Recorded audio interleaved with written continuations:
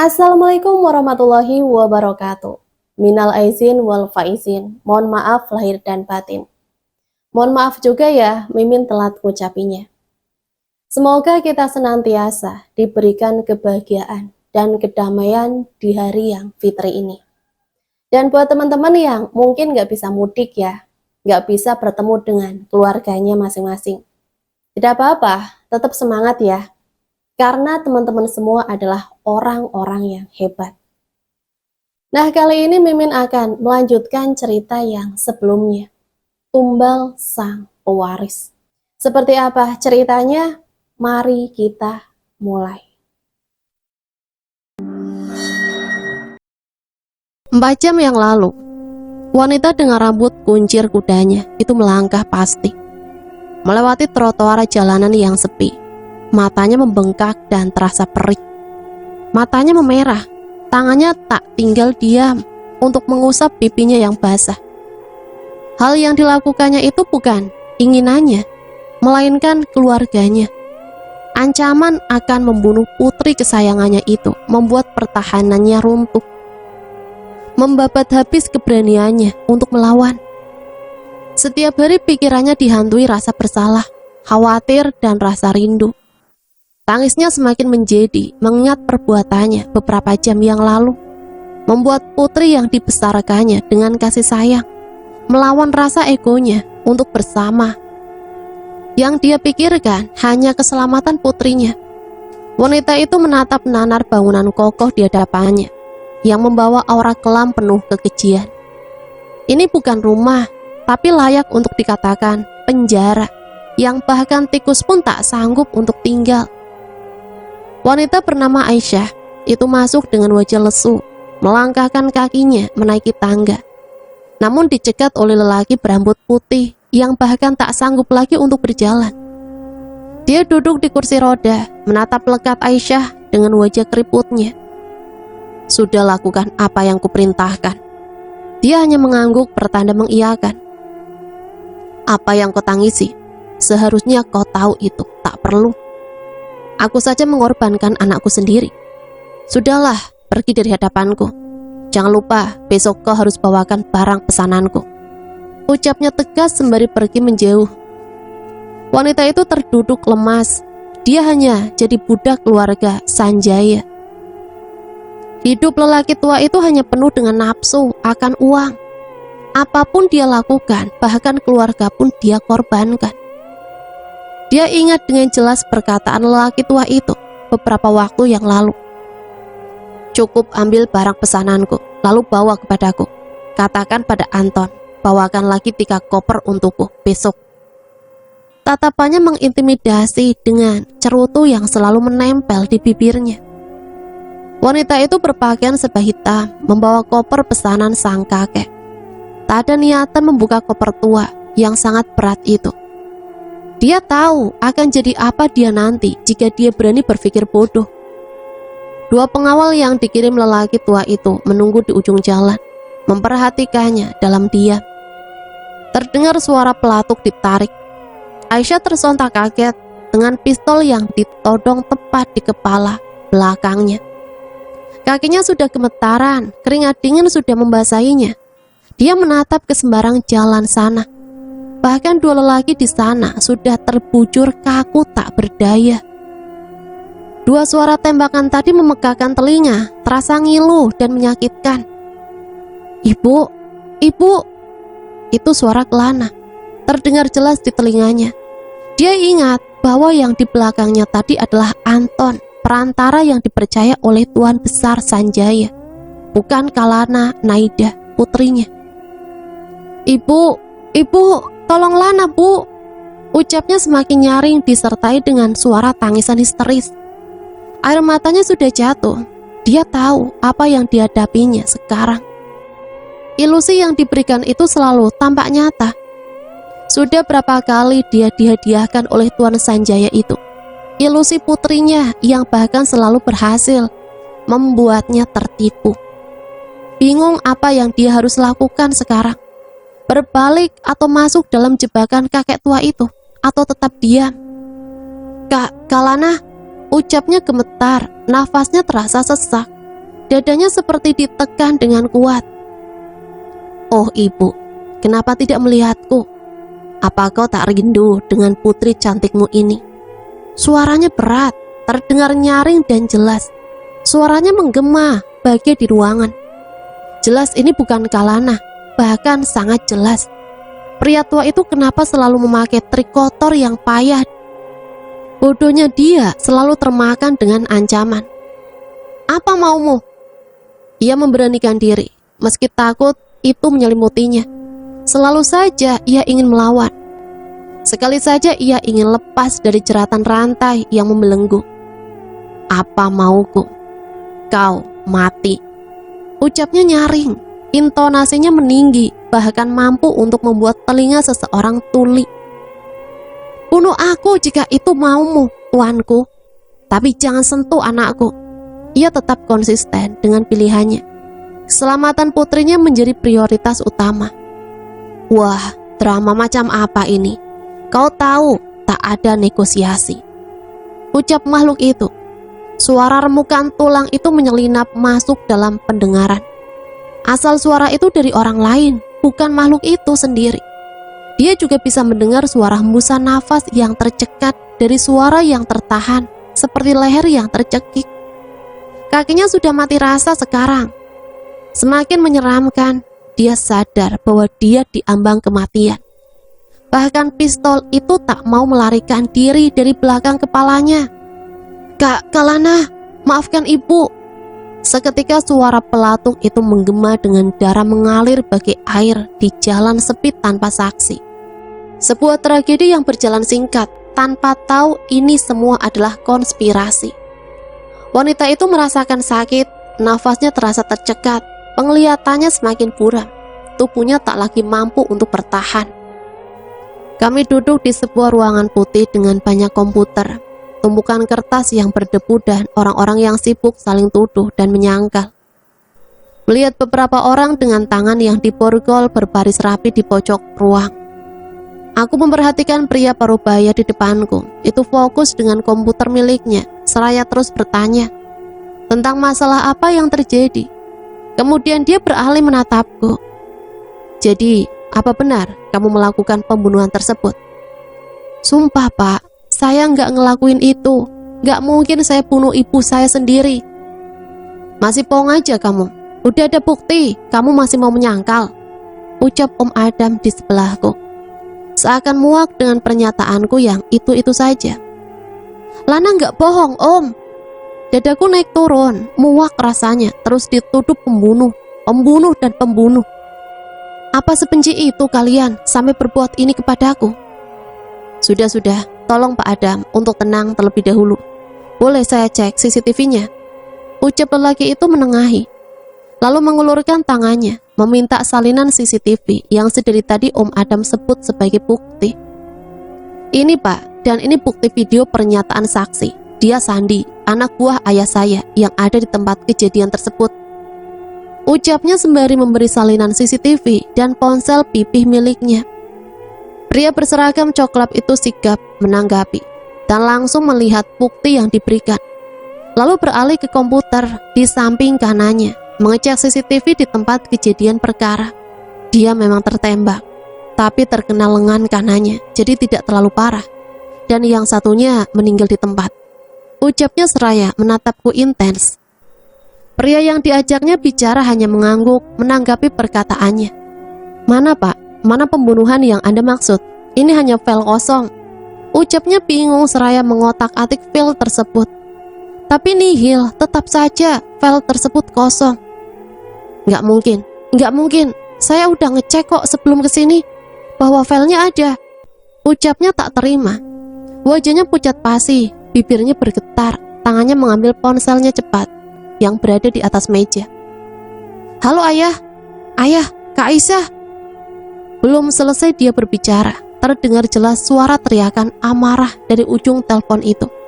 Kemudian bunyi sambungan terputus terdengar setelahnya. Kami semua menatapnya bingung, tak mengerti apa yang tengah terjadi. Dia berusaha menguasai air mukanya, kemudian berbalik dengan kalimat yang sangat membingungkan. "Maaf Pak, saya tarik tuntutan saya. Lalu dia pergi tanpa menjelaskan dari satu kalimat yang terlontar. Punggungnya menurun, tampak lesu. Aku masih sibuk mencerna kejadian demi kejadian malam ini.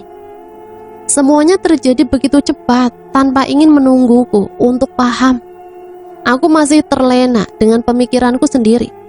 Tanpa sadar Bu Ani yang berpamitan untuk pulang terlebih dahulu karena ada urusan mendadak. Aku mengambil alih ponselku yang bergetar sejak tadi di saku sweaterku. Lalu menggeser tombol hijau, kemudian menempelkan ke telinga. Halo? Kalana, kamu gak apa-apa? Tadi aku nelpon kamu anjir, tapi gak diangkat. Terus aku ke kos karena mikirin kamu kenapa-napa. Malah dikasih tahu kalau kamu diseret ke polisi. Ucapnya cepat, nafasnya sudah menggebu, sebegitu khawatirkannya dia. Kalem, aku gak kenapa-napa kok. Ucapku seraya terkekeh pelan. Yakin? Alhamdulillah. Sekarang kamu di mana? Mau aku jemput? Udah deket kok dari kos, gak perlu jemput juga. Bener, tapi ini udah 12:30 loh nak. Aku jemput aja ya. Gak perlu Surya, ini di depan udah kelihatan kok kosnya. Nah, aku pas di depan kos kamu, ini kelihatan. Hah? Aku menatap ke depan, melihat lelaki dengan senyum sumringahnya. Ia melambaikan tangannya, semangat. Aku melambaikan tangan singkat, membalas lambaiannya, seraya mematikan sambungan telepon. Lalu meneruskan perjalanan di trotoar dengan lampu jalan yang mulai meredup. Bodoh! Tuan Besar Sanjaya telah marah. Suara pecahan kaca di hadapannya terdengar nyaring, semakin memecahkan suasana. Wajahnya memerah, giginya mengatup rapat. Maaf ayah, tapi gadis itu membunuh ibunya sendiri. Ucapnya tak mau kalah, berdiri tegap, tak tergoyahkan. Kamu bodoh Adam. Sudah berapa tahun kamu tinggal sama ayah, tapi masih belum ngerti. Dia memegang kepalanya sesaat, lalu melanjutkan kembali ucapannya yang belum tuntas. Kalau sempat tadi polisi menyelidiki tuntutan konyol kamu itu, maka kita semua akan masuk penjara. Bisnis kita akan hancur Adam. Kamu ngerti gak sih? Mata lelaki tua itu membelalak, seperti akan keluar pergi dari tempatnya. Jika saja dulu Danu tak membangkang, maka dia tidak akan kehilangan pewarisnya yang sangat kompeten. Bukan Adam yang lemah dan selalu membahas hal yang tak penting. Adam tak cukup bagus baginya untuk bisa mengurus semua bisnis miliknya. Ayah, sekarang ayah masih bisa memikirkan bisnis kotor ayah itu. Nyawa Kak Aisyah melayang ayah, di tangan putrinya sendiri. Ucapnya tak mau kalah. Dia bahkan berani menatap mata ayahnya tanpa rasa takut. Dia pantas untuk mati. Maka tak ada lagi yang perlu kamu khawatirkan sekarang. Dan hapus rasa cintamu pada kakak iparmu sendiri. Sinar matahari membias di ruangan itu, menembus tirai putih yang menutupi jendela kaca. Tuan Sanjaya meniupkan asap putih dari cerutunya itu ke udara. Duduk di kursi kebesarannya bagi raja. Dia mengangkat tangan kanannya, kemudian menggerakkan jari telunjuk dan tengahnya secara bersamaan, memanggil sandi tangan kanannya untuk mendekat ke arahnya. Kamu sudah urus pemakaman Aisyah. Tutupi masalah ini segera. Jangan sampai media atau para polisi bodoh itu tahu. Jika ada saksi, segera tuntaskan. Ucapnya tanpa menoleh sedikit pun ke arah anak buahnya itu. Kemudian pria dengan setelan formalnya itu mengangguk lalu berlenggak pergi. Tuan Besar Sanjaya menyeruput kopi hitamnya. Sinar matahari menampakkan uap panas yang mengepul. Bersamaan dengan lelaki yang memiliki tinggi semampai itu masuk membawa amarah yang menggebu. Ayah yang bunuh Kak Aisyah? Tanyanya dengan tatapan intens. Bukan ayah, tapi dia. Ucap Tuan Sanjaya seraya melirik ke arah pintu dengan ukiran yang berada di ujung ruang. Lalu meletakkan cangkir kopinya di meja. Ayah yang memerintah. Intonasinya semakin tinggi. Kemarahannya sudah memuncak. Tangannya mengepal, menahan amarah yang ingin melonjak keluar. Sudahlah Adam, ayah masih banyak urusan. Sebaiknya kamu pergi sebelum kamu menyesali perbuatan kamu sendiri. Pria dengan keriput di wajahnya itu menunjuk Adam, lelaki yang berdiri tepat di hadapannya. tanpa rasa takut. Mau sampai kapan ayah bersekutu dengan setan? Rela membunuh keluarga sendiri demi uang. Sampai Bang Danu juga ayah kan yang membunuh. Adam tahu ya. Adam tahu semua perbuatan keji ayah. Telinga Tuan Sanjaya mengeluarkan asap. Wajahnya merah padam.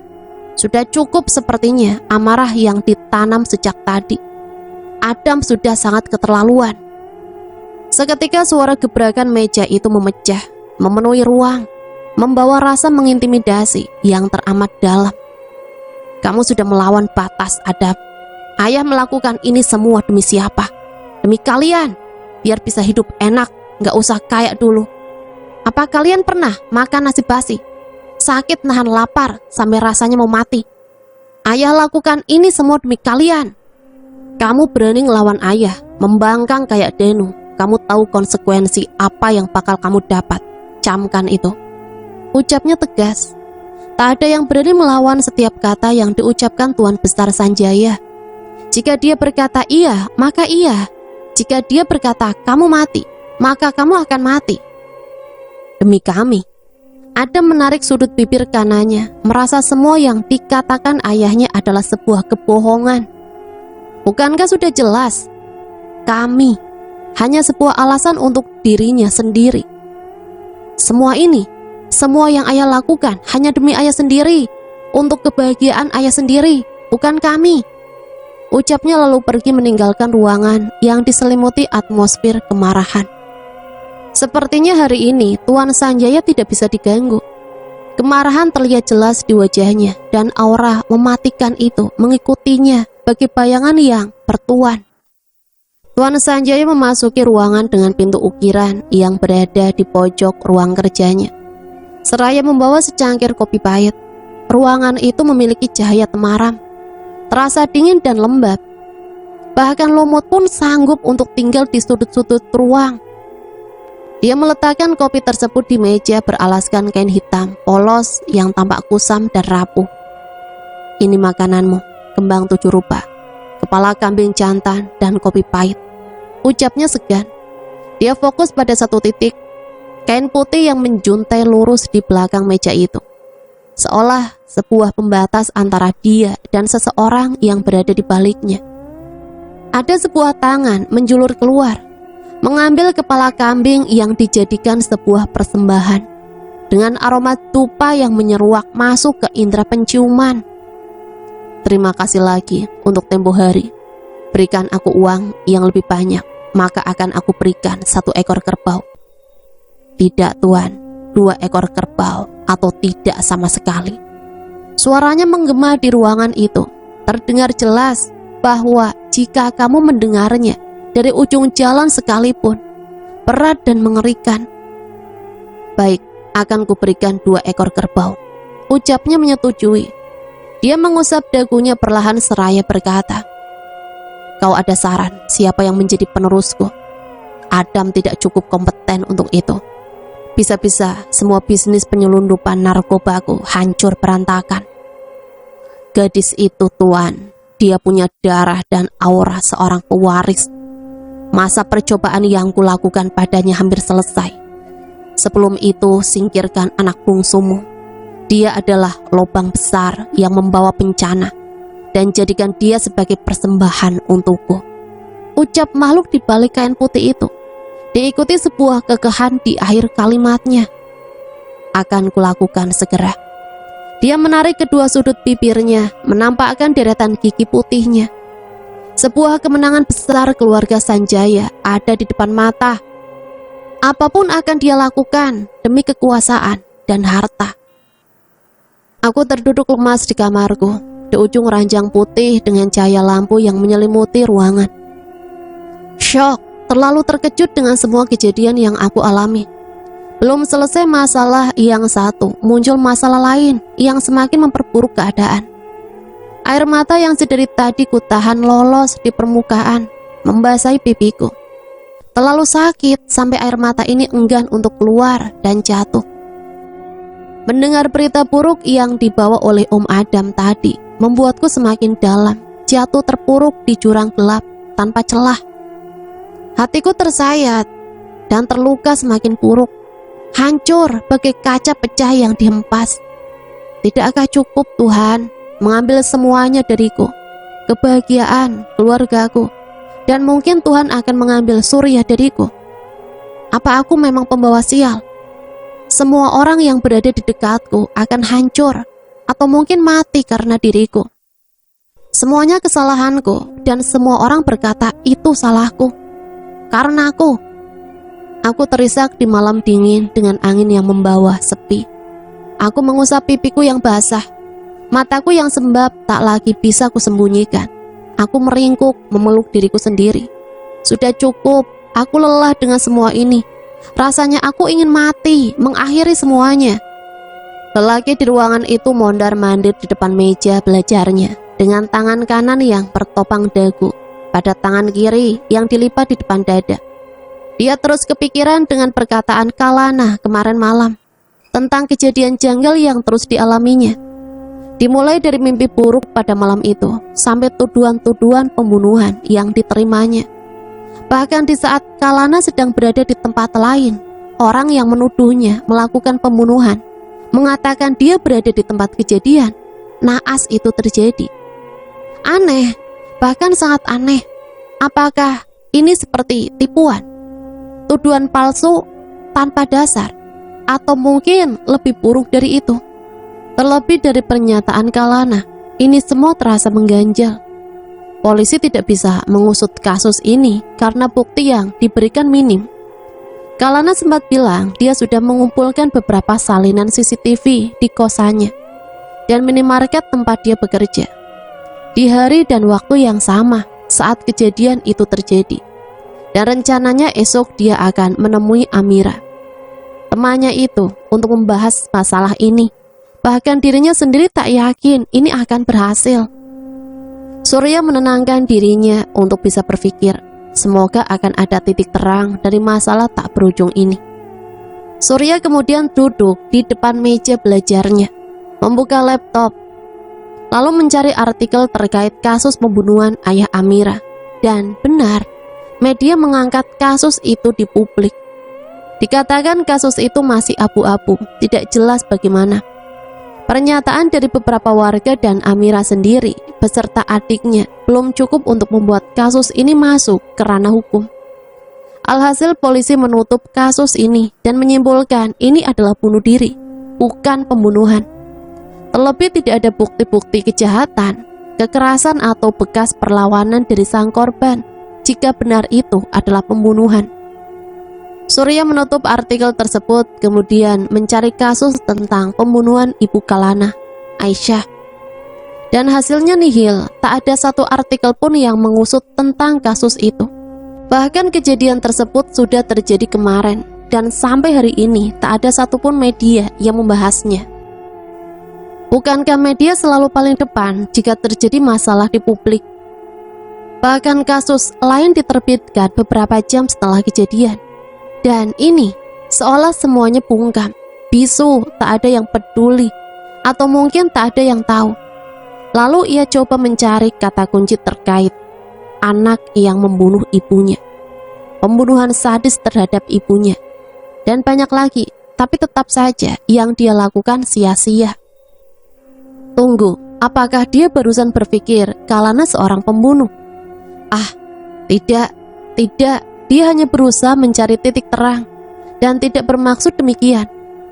Surya menghembuskan nafasnya kasar, menyandarkan punggungnya di sandaran kursi. Anjir, frustasi aku lama-lama.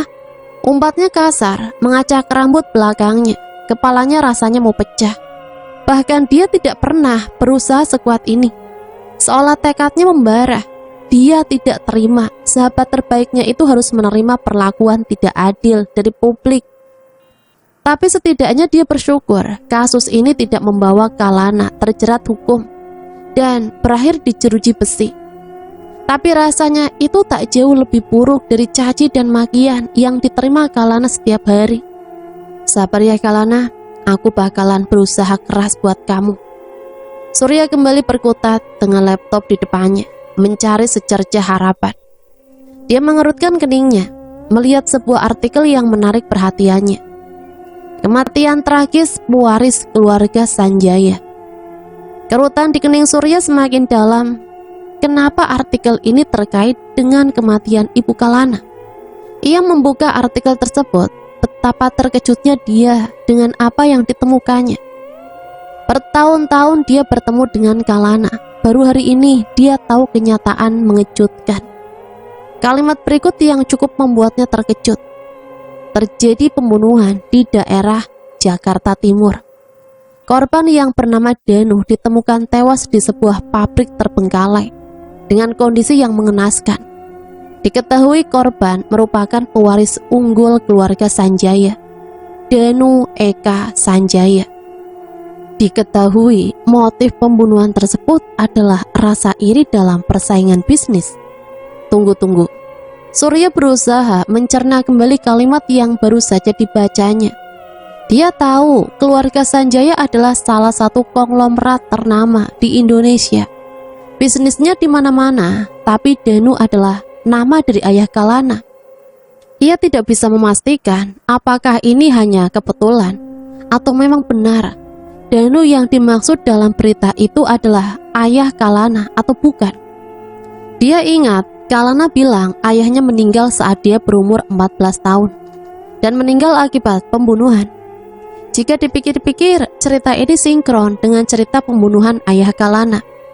Tapi dia tidak bisa menyimpulkan terlalu cepat.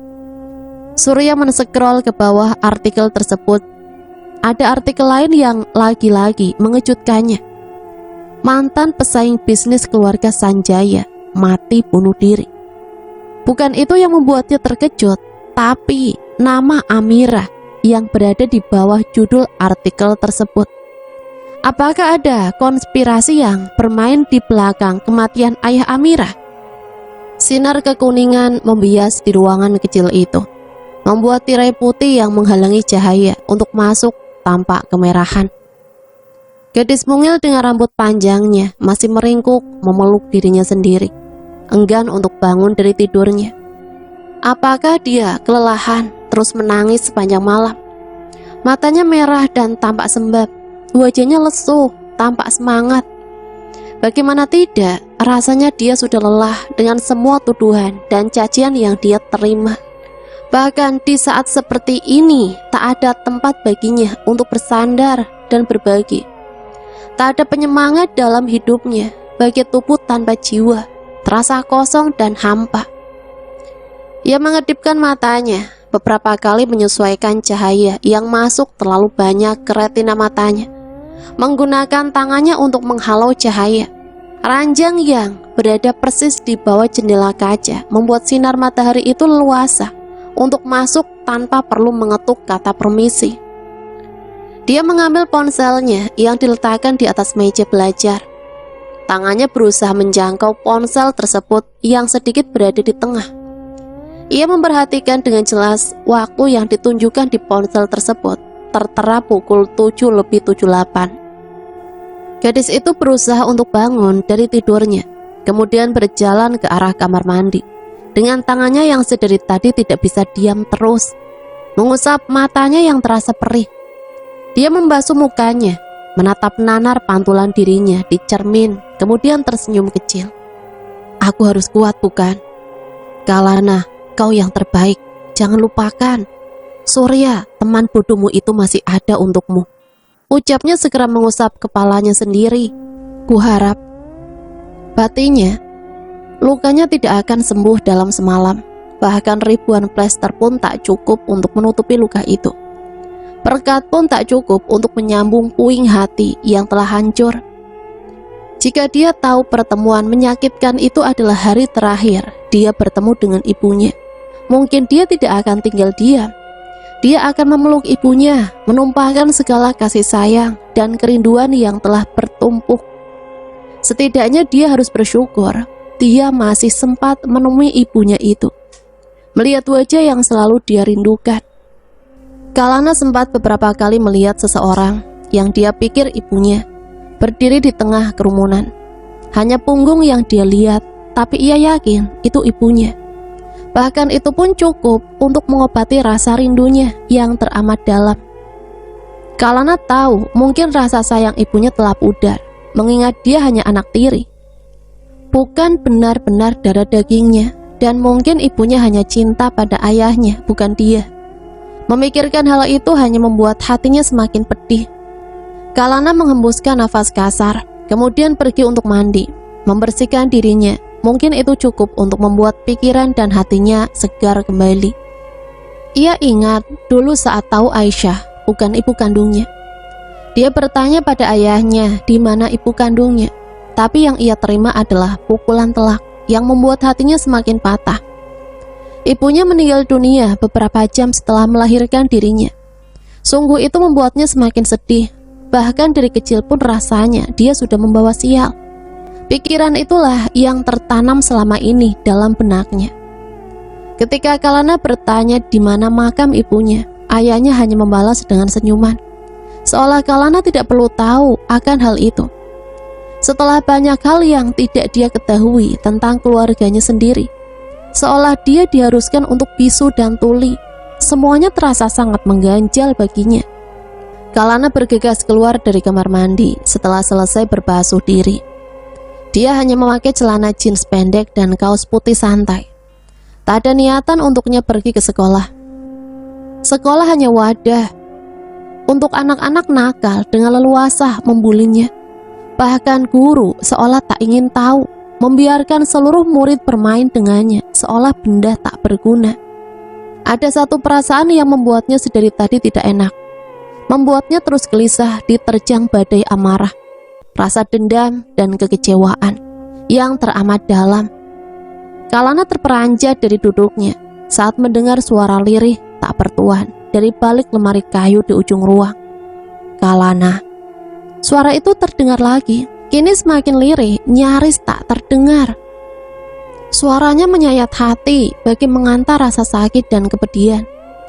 Kalana meneguk kasar ludahnya, perlahan bangun dari kursi belajarnya dan melangkahkan kakinya untuk mundur. Kalana. Suara itu lagi. Kali ini terdengar dari balik pintu kamar mandi yang berhadapan langsung dengan pintu kamarnya. Pupilnya bergetar menatap pintu kayu dengan ventilasi kecil di atasnya. Nafasnya tercekat saat kakinya menyentuh ujung ranjang. Pikirannya sudah kemana-mana. Rasa takut itu menjalar ke seluruh tubuhnya, menyatu dengan darah. Dia mengalihkan pandangannya ke pintu dengan ukiran bunga di sisinya, mengumpulkan keberanian untuk berlari keluar. Belum sempat kakinya melangkah, seperti tahu niatannya untuk pergi, suara pintu terkunci dengan jelas di telinganya. Dia ingat jelas kunci kamarnya dia simpan di laci meja belajarnya, bukan tercantol di lubang kunci. Kalana berlari cepat ke arah pintu itu, memutar kunci agar dia bisa lolos dari perasaan menakutkan ini. Tapi sekuat apapun dia mencoba dan membuka pintu itu, yang dia dapatkan hanya rasa lelah. Pintu itu sekeras batu, seolah ada seseorang yang menahan agar pintu itu tak bisa terbuka. Kalana berteriak, berharap ada orang yang membantunya keluar. Tolong! Tolong, siapapun, tolong aku.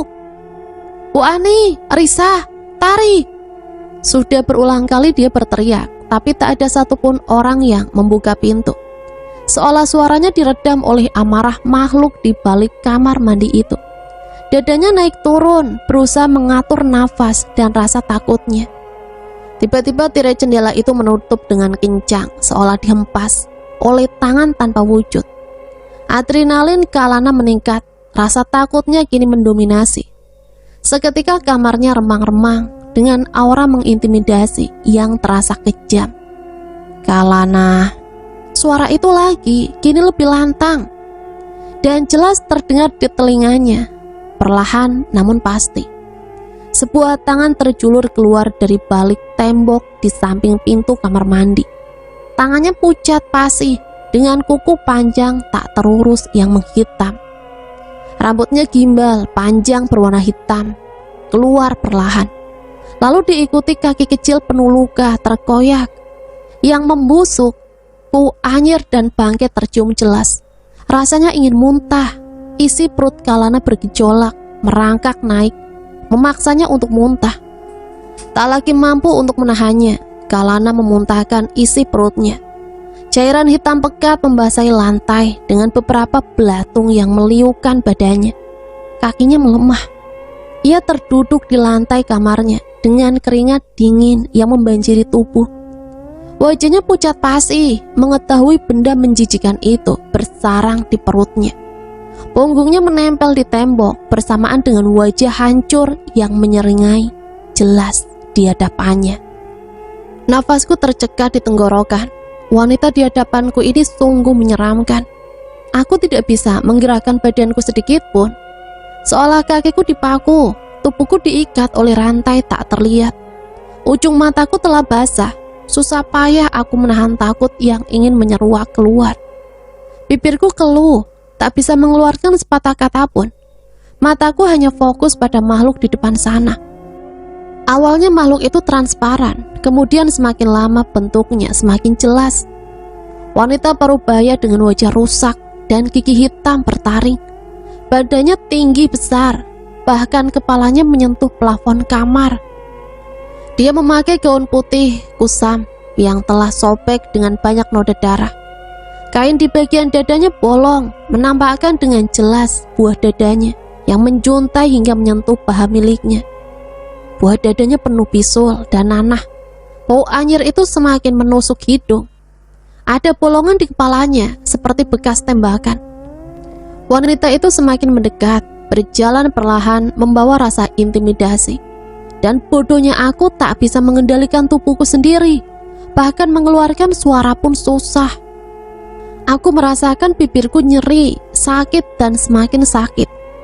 Aku berusaha menggerakkan tanganku dan berhasil menyentuh bibirku yang seperti dijahit.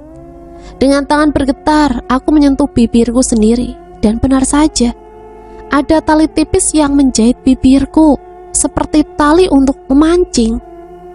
Darah membanjiri kedua tanganku, bahkan menetes ke lantai. Air mataku sudah tumpah menerima rasa sakit ini.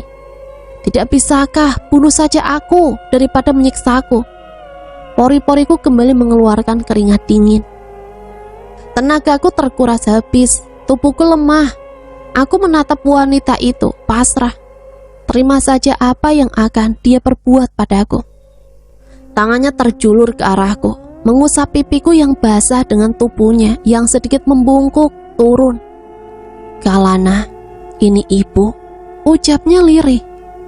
Bulir bening menetes jatuh di mata hitamnya. Seolah seperti sihir ajaib, wanita itu perlahan berubah. Tubuhnya mengecil seperti orang normal. Luka, taring, dan bagian tubuhnya yang tak normal semuanya berubah. Menampakkan wujud ibuku yang berpakaian serba putih. Wajahnya halus dan cantik. Aku terkejut seolah tersihir.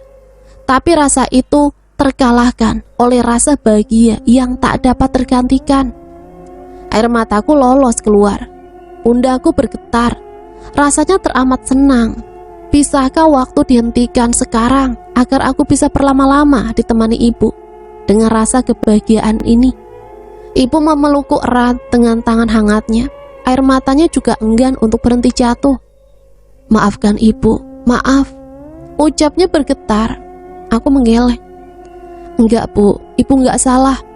Ucapku membalas. Aku telah salah menilai ibu. Masih ada rasa sayang yang melekat di hatinya untukku.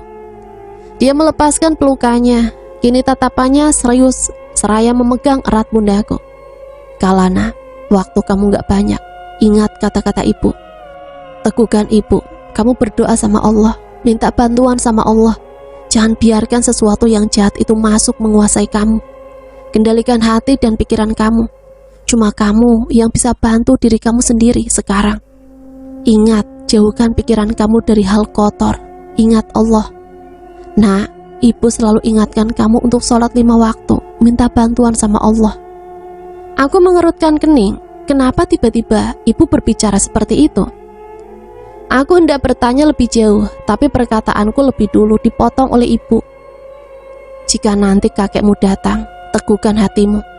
Kamu jangan mau terhasut oleh kata-kata manisnya. Waktu ibu nggak banyak untuk menjelaskan lebih lanjut. Maaf datang dengan wujud menyeramkan. ada sesuatu yang gak beres di rumah ini. Ucapnya lagi dengan matanya yang mengedar ke seluruh ruangan. Dia mengembuskan nafas pelan lalu beralih menatapku. Maksud ibu apa? Aku gak ngerti. Yang penting ingat kata-kata ibu Kalana. Ingat Allah, teguhkan iman kamu. Ibu sayang sama kamu. Dia mengecup keningku, kemudian bangkit. Aku tersadar dari lamunan singkatku, kemudian beranjak mencegat tangan yang tak lagi hangat. Dia menoleh dengan tatapan dingin membunuh. Aku melepas genggaman tanganku, kemudian dia pergi menghilang dalam gelap di sudut ruang. Lagi-lagi lututku melemah. Aku memegang jantungku yang berdetak 2 kali lebih cepat. Terlalu terkejut dengan kejadian singkat tadi. Rasanya sangat-sangat aneh. Wanita menyeramkan yang kulihat tadi tiba-tiba saja berubah menjadi ibuku sendiri. Kemudian dia melontarkan kata-kata yang bahkan masih kucerna hingga sekarang. Teguhkan hati dan iman, ingat Allah. Perkataan itu terngiang di kepalaku. Aku baru sadar, aku terlalu larut dalam kepedihan dunia, terlalu jatuh dalam jurang, tak mengingat yang di atas selalu mengawasi dan melindungiku. Aku beranjak dari dudukku, melihat jam yang tertera di ponsel. Sudah pukul 12:30 ternyata. Waktu berjalan begitu cepat. Tunggu, bukankah tadi bibirku terjahit? Lantas aku berlari ke lemari besar yang berada di pojok ruang, menatap pantulan diriku di cermin. Aku baik-baik saja, tanpa ada luka sedikit pun. Aku mengalihkan pandanganku pada lantai, bersih tanpa noda hitam atau bercak apapun. Sungguh, apakah ini ilusi, otak, atau benar kenyataan? Terlalu sulit untuk aku pikirkan dengan logika, tapi ibu terlalu nyata untuk dikatakan sebuah ilusi. Sudahlah, sebaiknya aku sholat sekarang. Aku harus membersihkan pikiran dan hatiku. Aku pergi ke kamar mandi untuk mengambil air wudhu, kemudian menunaikan sholat yang telah lama kutinggalkan. Aku menatap rona langit yang memerah di balik jendela kaca dingin, merasakan angin yang menusuk menyelinap dari berbagai celah. Pikiranku sedari tadi merasa tidak enak, merasa khawatir, tapi tidak mengerti apa yang aku khawatirkan. Perasaan mengganjal yang sedari tadi mengusikku, sampai suara ketukan di pintu kayu perukir bunga itu terdengar, menarik paksa aku untuk kembali tersadar. Kalana, ini aku, Surya. Suaranya terhalang oleh pintu dan dinding beton, membuat suara itu terdengar seperti tertahan oleh sesuatu. Aku turun dari ranjang kemudian berjalan untuk membuka pintu. Aku berusaha memberikan senyuman terbaikku padanya, menghilangkan rasa gelisah yang mengganggu. Kenapa, Surya? Tanyaku berusaha terdengar natural dan memberikan seulas senyuman. Tapi wajahnya tampak tidak enak sekarang, cemas, seperti ada hal penting yang ingin ia katakan. Aku mau ngomong sesuatu sama kamu, boleh aku masuk? Tanyanya memastikan, kakinya bergerak kecil, tidak nyaman sedari tadi. Boleh, tapi pintunya aku buka dikit ya. Ucapku seraya memberikannya ruang untuk masuk, lalu menutup pintu itu yang terhalang oleh celah kecil. Aku duduk di kursi ruang sebelah kanan, tepat di samping Surya, yang memang aku peruntukkan untuk tamu atau sekedar santai. Akan aku jelaskan sedikit agar ini tidak membingungkan. Kamar kosku cukup luas dengan pintu utama yang berada di tengah, berhadapan langsung dengan pintu kamar mandi. Anggap saja itu seperti pemisah ruang. Dari pintu utama, ranjangku berada di sebelah kiri pojok ruang dengan jendela kecil di atasnya. Lalu ada lemari besar yang kuletakkan di pojok sebelahnya. Meja belajarku letaknya tidak jauh dari kasur dan pintu utama. Anggap saja itu berada di tengah. Di dekat pintu kamar mandi aku letakkan beberapa gantungan kain. Di sisi sebelah kanan aku gunakan untuk meletakkan beberapa kursi dan meja untuk bersantai atau mendudukkan tamu seperti sekarang. Lalu di dekat pintu utama sebelah kanan aku letakkan rak sepatu untuk masak dan menyimpan peralatan makan. Kosku memberikan dapur umum untuk semua penghuni kos yang terletak di ujung kiri. Sedangkan kamarku berada di ujung sebelah kanan, tepat di depan tangga untuk menuju lantai 2. Kamu mau minum apa? Tanyaku yang tak lama setelah duduk. Dia hanya menggeleng. Gak usah, hal ini lebih penting. Ucapnya tergesa-gesa. Aku mengerutkan keningku, bingung. Bicara pelan-pelan. Ucapku padanya masih dengan tatapanku yang fokus. Dia membuka laptop, lalu membuka sebuah artikel dan menunjukkannya padaku. Kematian tragis pewaris keluarga Sanjaya. Aku mengerutkan keningku semakin dalam, menatap mata coklatnya dengan penuh pertanyaan. Tanpa sadar aku menggaruk tengkukku yang terasa gatal. Ia mengubah posisinya kembali menghadapku, tatapannya serius. Tadi pas pulang sekolah, otak aku selalu terusik karena cerita kamu kemarin tentang semua kejadian-kejadian aneh itu. Terus aku coba gali informasi terkait tentang pembunuhan ayah Amira sampai ke pembunuhan ibu kamu. Dia berhenti di tengah kalimatnya, menarik nafas selalu menatapku, seperti minta persetujuan untuk kembali melanjutkan perkataannya. Lanjutin aja, aku bakal coba denger kamu dulu. Ucapku menenangkan. Aku udah coba cari tentang masalah pembunuhan ayah Amira, tapi polisi bilang itu nggak bisa disebut pembunuhan karena nggak ada bukti konkret untuk itu. Dan disimpulkanlah bahwa itu adalah kasus bunuh diri. Lalu aku cari tahu tentang berita kematian ibu kamu. Tapi sekeras apapun aku berusaha buat cari berita itu, tetap hasilnya nihil. Seolah semuanya bungkam atau tidak tahu menau tentang masalah ini. Lalu aku nemuin artikel kematian tragis pewaris keluarga Sanjaya. Dia menunjuk artikel itu dengan dagunya, mengisyaratkan aku untuk membaca kata demi kata di dalam artikel tersebut, yang membuatku terkejut di menit berikutnya. Ayah, ucapku terbata seraya kembali menatap Surya yang membalas tatapanku. Jadi benar itu ayah kamu? Kalau namanya benar itu ayah aku. Tahun terjadi pembunuhannya juga sama. Tapi aku nggak pernah tahu kalau ayah adalah bagian dari keluarga Sanjaya. Aku pikir cuma kebetulan namanya sama. Dan ayah nggak cerita tentang keluarganya.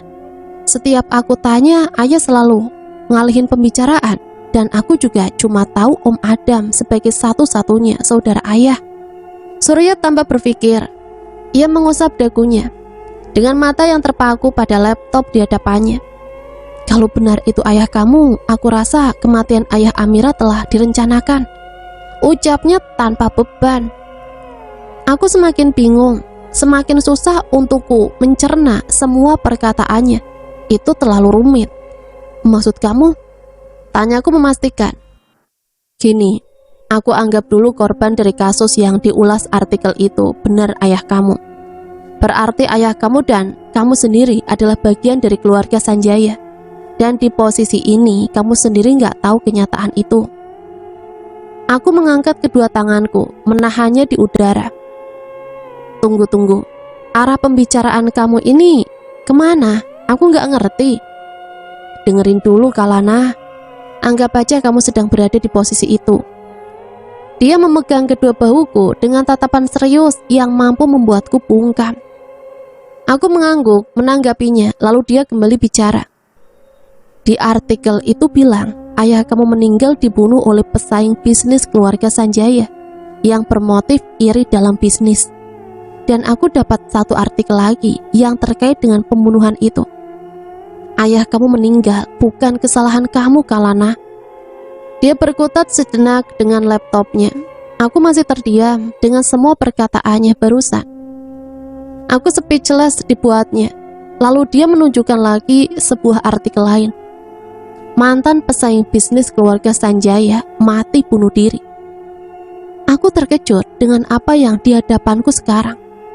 Membaca sebuah nama yang kutemukan di tengah artikel tersebut bersama fakta yang mengejutkan. Ayah Amira yang bunuh ayah aku. Aku masih terkejut dengan fakta menohok yang kuterima. Pikiranku bergulat dengan kenyataan itu. Surya mengangguk sebagai jawaban.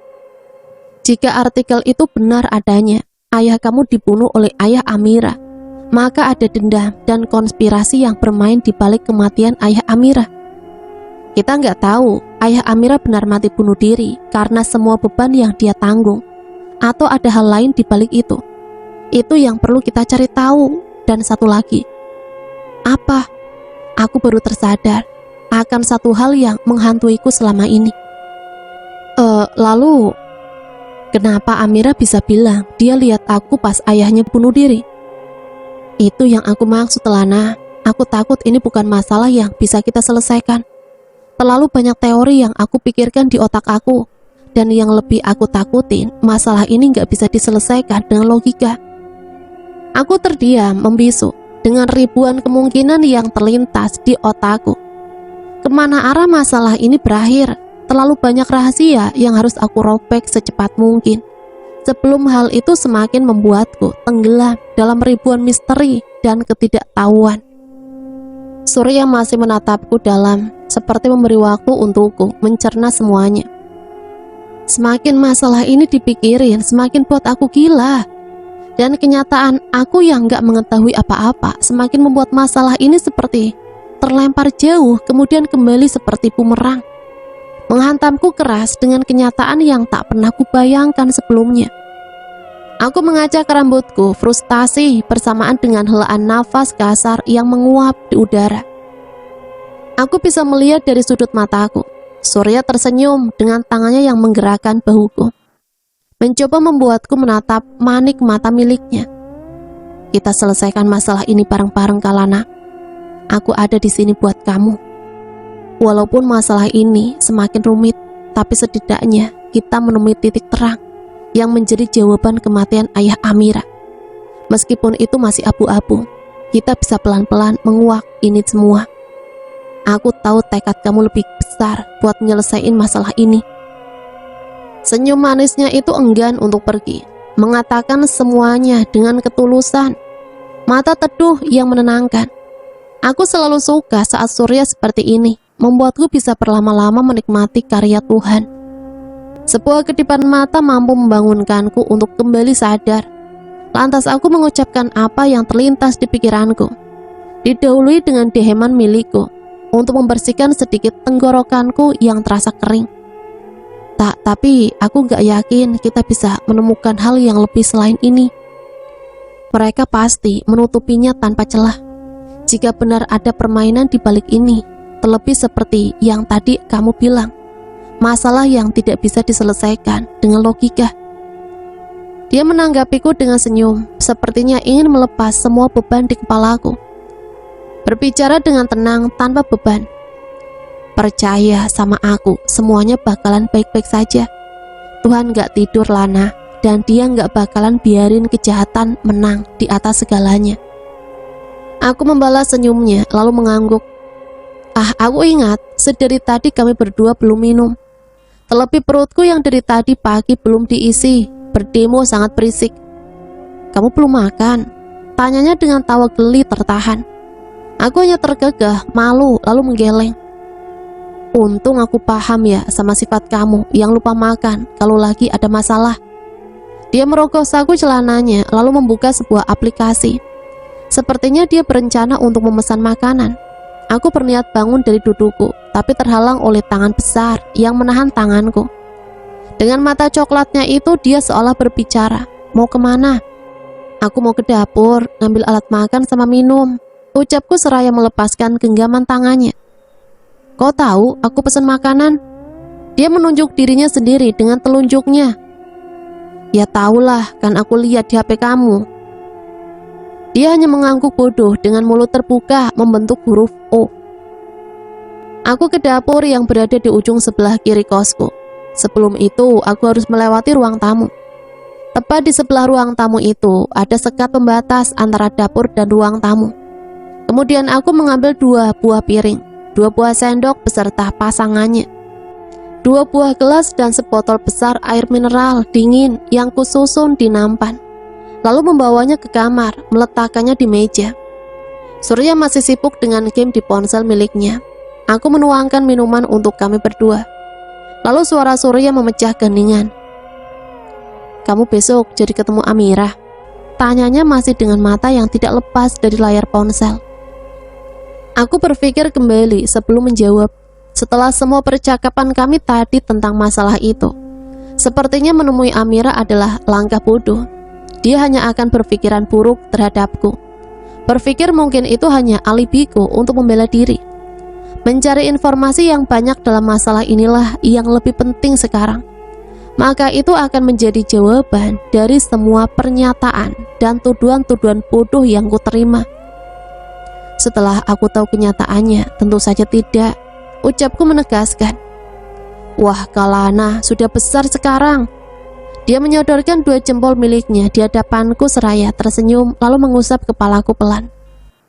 Aku dan Surya masih sibuk dengan makanan masing-masing, membiarkan keheningan menari di antara kami. Hanya suara dentingan sendok dan garpu yang beradu di tengah sepi. Dari sekian banyak persoalan yang terlintas di kepalaku, kalimat ini yang malah terlontar. Aku pikir ini harus dibicarakan dengan Surya. "Surya, Dia menatapku dengan alis yang terangkat, masih dengan mulut yang sibuk mengunyah. "Ada yang mau aku omongin. Aku belum cerita tentang kejadian di malam suro itu dan kejadian yang menimpaku hari ini." Dia menatapku penuh tanda tanya, menuntut untuk meminta kejelasan dari apa yang aku bicarakan. "Habis makan nanti aku ceritain." Kami kembali sibuk dengan makanan kami sendiri, kembali ditemani sepi. Setelah selesai makan barulah aku menceritakan apa yang aku maksudkan tadi. Mulai dari kejadian malam itu yang membuatku hampir mati, diserang oleh makhluk mengerikan yang mengancam membawa kematian, memanipulasinya sebagai percobaan bunuh diri, hingga kejadian tadi pagi yang masih hangat, wanita menyeramkan yang seketika menjadi ibuku, memberikan peringatan tentang kakekku, Retra Sanjaya, yang baru saja ku ketahui namanya tadi. Surya kembali mengusap dagunya, sebuah kebiasaan kecil yang tak pernah bisa dia hilangkan saat tengah berpikir keras. "Tunggu, kamu bilang apa tadi? Wabah bunuh diri?" Tanyanya memastikan. Aku mengangguk lalu dia kembali dengan laptopnya, mencari artikel atau pembahasan tentang wabah itu. Tetapi dia hanya menunjukkan wajah bingung. Gak ada satupun artikel yang membahas tentang wabah bunuh diri. Bahkan di berita juga gak ada. Aku udah cek videonya juga gak ada. Gak ada satupun media yang membahas masalah itu. Kamu yakin tentang masalah ini, Nak? Kamu salah dengar kali. Sontak aku terkejut dengan pernyataan Surya barusan. Aku ingat dengan jelas berita di TV waktu itu masih terngiang di kepalaku. Celotehan setiap orang yang membahas masalah itu. Tapi hari ini seolah semuanya hilang ditelan bumi. Aku tidak mungkin kan berhalusinasi. Sedangkan aku ingat dengan jelas setiap kalimat yang mereka lontarkan. Gak mungkin Surya, kamu kurang teliti kali. Berita itu juga baru kok, gak mungkin lenyap gitu aja. Aku juga udah ada screenshot beritanya kok, bener. Ucapku seraya beranjak dari kursi, mengambil ponselku yang berada di atas meja belajar, mengorek-ngorek isi galeriku. Tapi yang ku cari seperti terbang bersama angin, hilang seperti tak pernah ada. Semuanya lenyap. Aku ingat dengan jelas beberapa hari lalu screenshot itu masih ada di galeriku. Tidak mungkinkah terhapus dengan sendirinya? Aku juga gak pernah dengar berita kayak gitu, Lana. Tambah Surya yang kini sudah berdiri di sampingku, menatapku bingung dengan tingkah anehku. Seketika semuanya terasa berputar kembali. Semua kejadian-kejadian aneh dulu berputar mengelilingiku. Kepalaku pusing dan berat seakan bumi berputar 360 derajat. Waktu terus berputar, berulang-ulang di tempat yang sama. Seperti kaset rusak yang menampilkan kejadian-kejadian silam. Aku yang berhalusinasi atau otakku yang dimanipulasi. Pandanganku kabur, kepalaku berdenyut dan pusing, kemudian aku tenggelam dalam gelap, bersamaan dengan tangan kekar yang menopang bahuku. Aku terbangun di ruangan putih dengan cahaya yang menembak langsung retina mataku, menatap plafon putih dan lampu besar yang menyapaku pertama kali saat membuka mata. Aku mengedarkan pandanganku di setiap sudut ruang, menemukan besi panjang yang berdiri tegak di sampingku dengan cairan bening dalam kampel yang tergantung. Mataku tertuju pada pergelangan kiriku, melihat sebuah infus menancap di sana. Indera penciumanku seolah mengkonfirmasi bahwa benar aku berada di rumah sakit. Bau obat yang tidak pernah kusukai itu menusuk jelas di hidungku. Aku mengubah posisiku untuk duduk dengan punggung yang bersender di dinding. Mengambil segelas air yang berada di nakas samping kananku. Meminumnya sekali teguk. Haus di tenggorokanku menyerang, terasa kering dan sakit. Tapi seolah itu semua dialihkan dengan rasa dingin yang menusuk setiap sendi tulangku. Hembusan nafas kasar dan dingin yang terasa jelas di leherku membawaku pada puncak ketakutan yang kembali lagi. Dibawa oleh angin dingin yang terasa familiar itu, ujung mataku menangkap jelas seringai tajam mengerikan di balik gelapnya sudut ruang. Menertawakan aku geli. Kutegakkan tubuhku, meletakkan gelas yang kucengkeram erat itu. Takut-takut, susah payah aku menguasai air mukaku sendiri, menarik nafas dalam-dalam. Mulutku terbuka sedikit, tapi seolah rencana di otakku untuk berteriak terbaca jelas olehnya. Dia melesat bagi angin kencang yang dalam sedetik telah sampai di samping ranjangku, menatapku dengan penuh peringatan. Kulit tangannya yang pucat itu menutup mulutku dengan jari-jari kurusnya yang semakin membusuk, menghadirkan bau bangkai dan anyir yang menusuk pernafasanku. Aku ingin muntah jika saja tangan pucat pasi itu tidak menahannya. Mungkin aku sudah muntah di depan matanya. Kukunya yang hitam panjang menancap dalam di pipiku, membuat rasa sakit yang teramat sangat. Mataku sudah terasa kabur karena terhalang oleh bulir hangat yang masih tertahan. Kemudian jatuh bersamaan dengan cairan merah kental yang menetes semakin banyak. Aku bisa merasakan tubuhku membatu, lagi-lagi dirantai oleh tangan-tangan tak terlihat. Aku bisa merasakan ikatan-ikatan jari yang mengelilingi tubuhku, bersamaan dengan tangannya yang melepaskan dekapan mulutku. Nafasku tercekat di tenggorokan. Rasanya oksigen di seluruh ruangan itu semakin menipis. Paru-paruku terasa sakit karena kurangnya asupan oksigen. Jantungku lagi-lagi ingin melompat keluar karena terlalu takut menghadapi makhluk mengerikan di depanku itu. Secepat itu kau menyadarinya.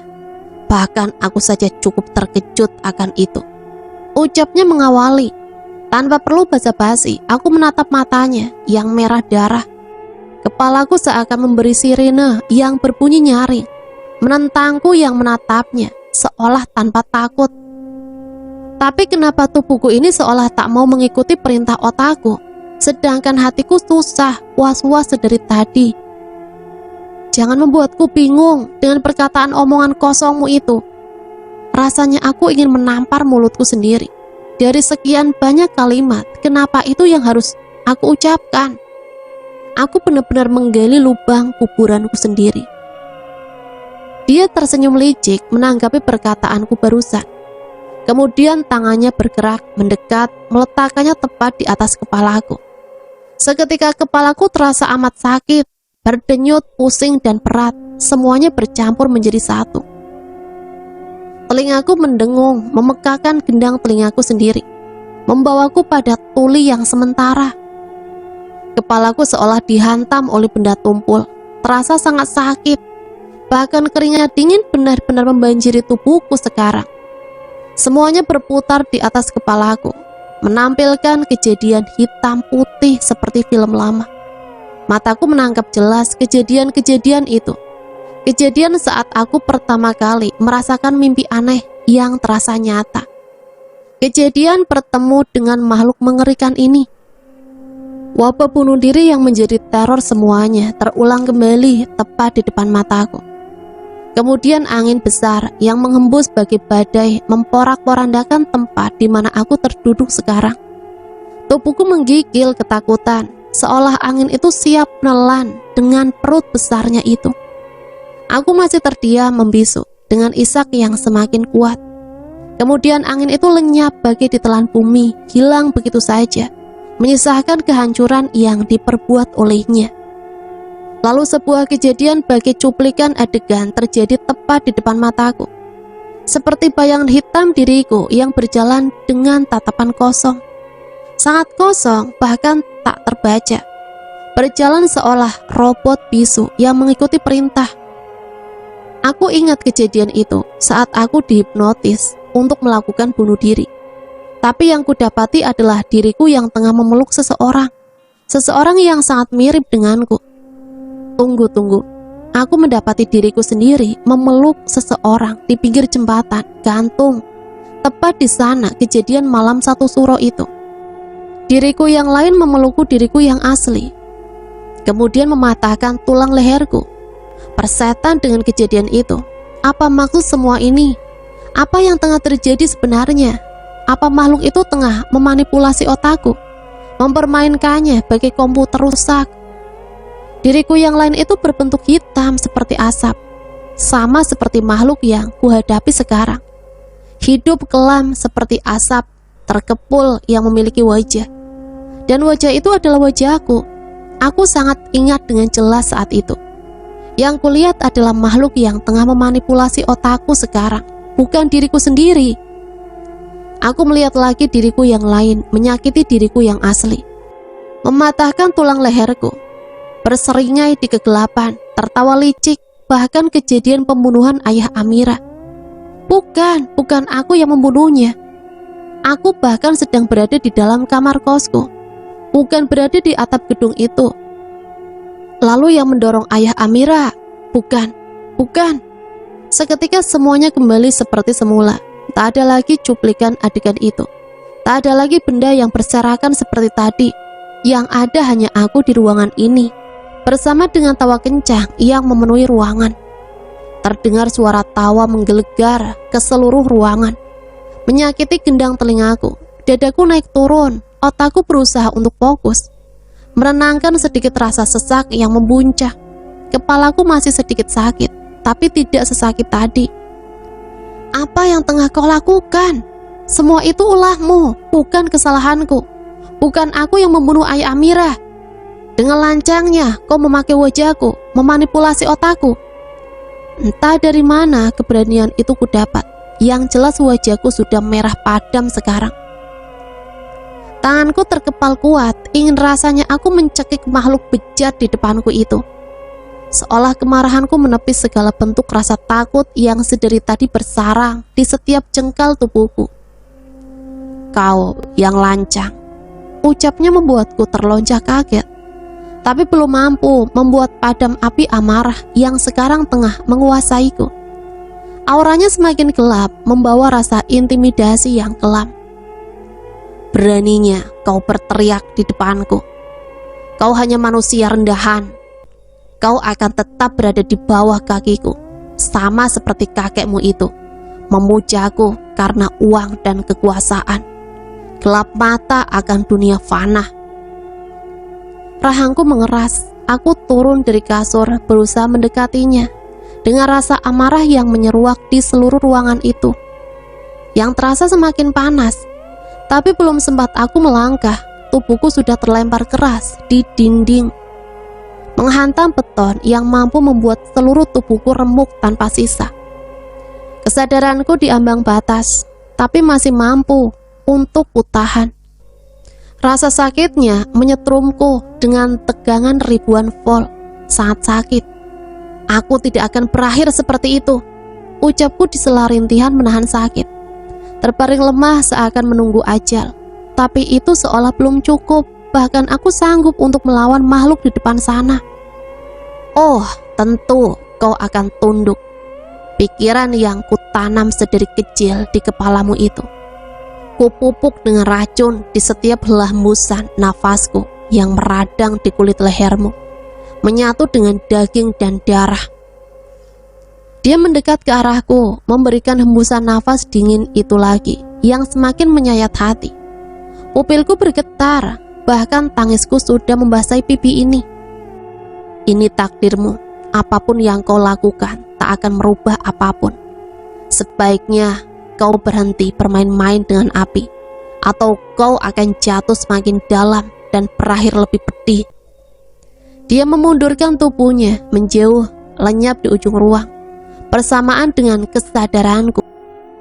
Nah teman-teman, ceritanya sampai di sini dulu ya. Nanti sambung lagi ke part yang selanjutnya. Akhirul kalam, wassalamualaikum warahmatullahi wabarakatuh.